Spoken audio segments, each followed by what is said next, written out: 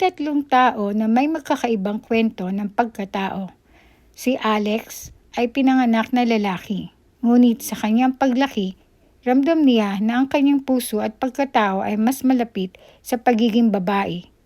Matagal niyang kinimkim ang kanyang nararamdaman.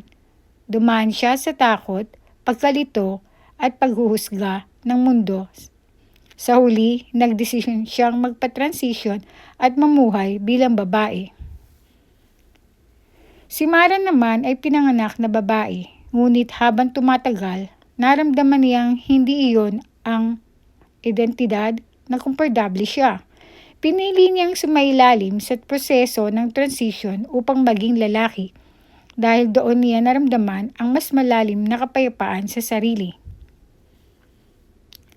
At si Leia, lumaki bilang babae na may kakayahang magmahal ng parehong babae at lalaki. Hindi niya ito itinuring na laro o kalituhan para sa kanya. Ito ay bahagi ng kanyang emosyon at karanasan sa pag-ibig. Magkakaiba ang kanilang landas, magkakaiba ang kanilang desisyon, magkakaiba ang kanilang piniling direksyon. Ngunit may isang bagay na pare-pareho sila. Lahat sila ay naghahanap ng pagtanggap. Lahat sila ay naghahanap ng kapayapaan. Lahat sila ay naghahanap ng tunay na pagmamahal. Sa pagdaan ng panahon, napagtanto nila na higit pa sa level, higit pa sa opinyon ng tao, ang mas mahalaga ay ang kalagayan ng puso. May mga sandali ng pagdududa, may mga gabi ng pag-iyak, may mga tanong na sila mismo ang hindi masagot.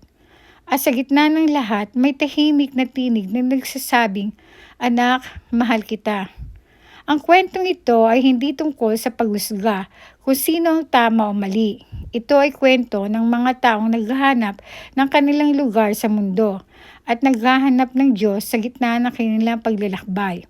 Sapagkat sa huli, ang tunay na pagbabago ay hindi nagsisimula sa katawan kundi sa puso. In 1 Samuel 16 verse 7, it says, "Ang tao ay tumitingin sa panlabas na inyo, ngunit ang Panginoon ay tumitingin sa puso."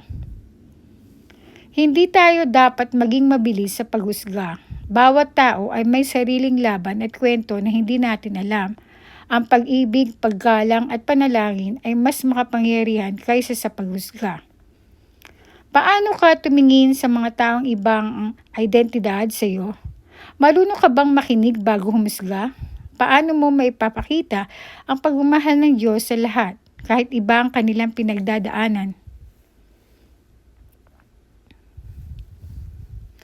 Kung ang kwentong ito ay nakaantig sa iyong puso, kung may bahagi rito na nagpapaalala sa iyo na lahat tayo ay may pinagdadaanan, ilike mo ang video na ito, ishare mo para mas marami pang makaalala na pag-ibig at pag-unawa ay mas mahalaga kaysa sa paghusga.